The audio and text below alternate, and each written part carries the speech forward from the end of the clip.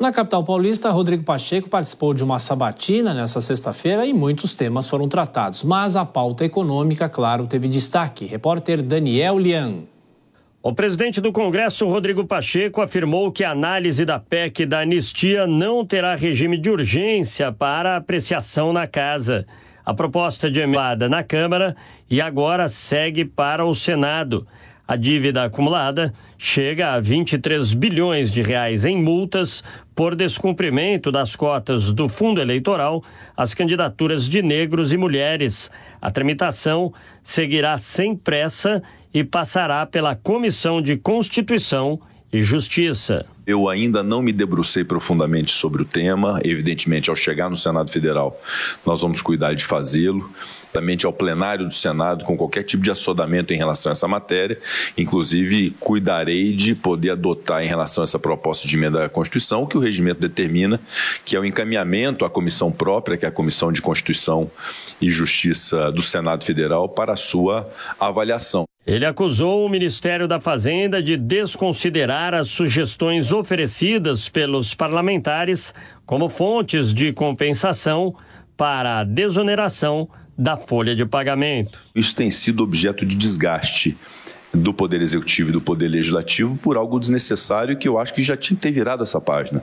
Nós já ajustamos e há um acordo entre Legislativo e Executivo. Agora nós precisamos encontrar uma fonte de compensação, porque o Supremo Tribunal Federal, provocado pelo Poder Executivo, que não aceitou a decisão política do Congresso Nacional, exigiu a apresentação da fonte de compensação. Mas o Ministério da Fazenda está desconsiderando essa possibilidade, ou essas 8 possibilidades como fontes de compensação e querendo o aumento do tributo como fonte de compensação, que é um ponto da nossa discórdia. Sobre a dívida dos estados, Pacheco ressaltou que é impagável, deu um puxão de orelha público no ministro da Fazenda, Fernando Haddad, no governo, e rechaça a ideia da venda de ativos. O que eu espero do Ministério da Fazenda e do governo federal é que tenha a decência de poder desmentir essas mentiras que estão sendo veiculadas em relação ao projeto e sejam propositivos para solucionar o problema da dívida dos estados, porque eles próprios, governo e Ministério da Fazenda, reconhecem que essa dívida é impagável nos moldes em que está. O presidente do Senado demonstrou preocupação com a chamada ABIN paralela.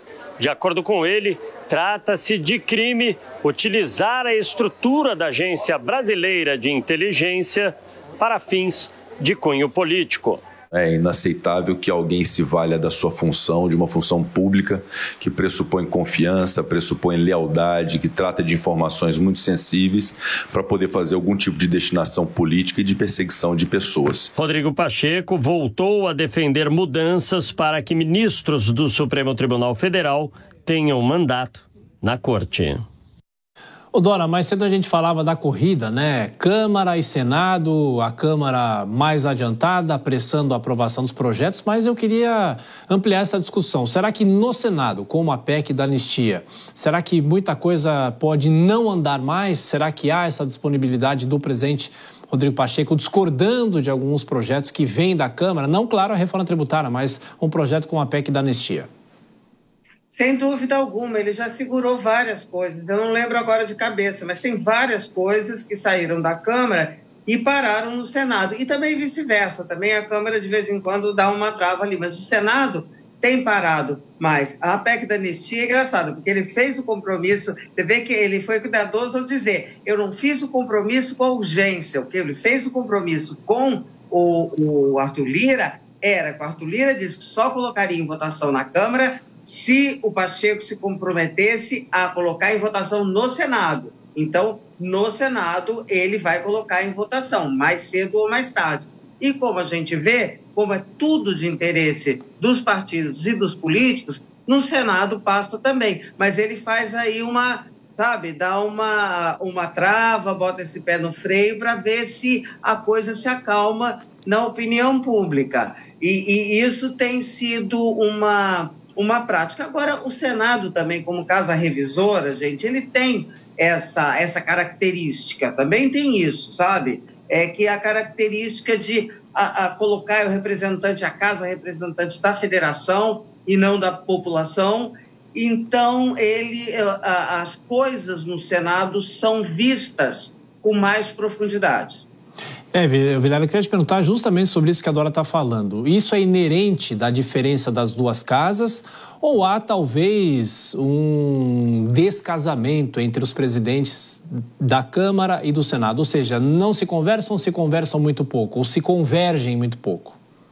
Pois é, eu vejo um pouco de cada. Tem esse aspecto cultural, que a Dora colocou muito bem, o Senado é uma casa da ponderação, via de regra são políticos mais experientes, então tem esse aspecto realmente, às vezes, de segurar um pouco mais o jogo. Agora, o fato é que nós temos Câmara e Senado que, ao longo desses mandatos de Arthur Lira e Pacheco, não têm andado em sintonia. E olha, hoje em dia, com esse poder que o Legislativo tem de uma forma geral, se o presidente da Câmara e o presidente do Senado jogassem juntos, estivessem afinados, aí não ia ter espaço para o governo. O Legislativo ia ganhar todas.